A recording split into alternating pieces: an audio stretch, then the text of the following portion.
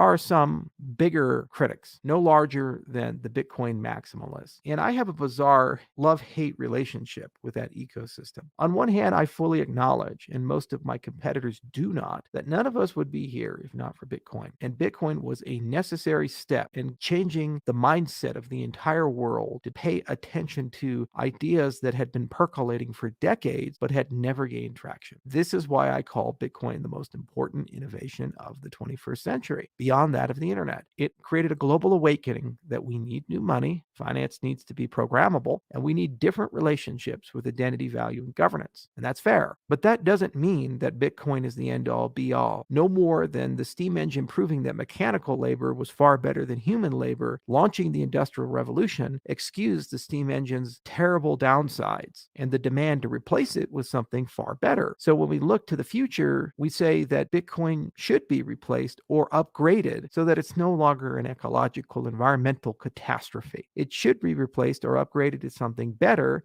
so that it actually can be competitive with throughput, settlement times, cost of operation, programmability, governance.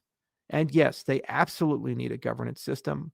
The fact that the ecosystem can't evolve means that the governance system is not working properly. They can put their fingers in their ears and say this is a feature, not a bug.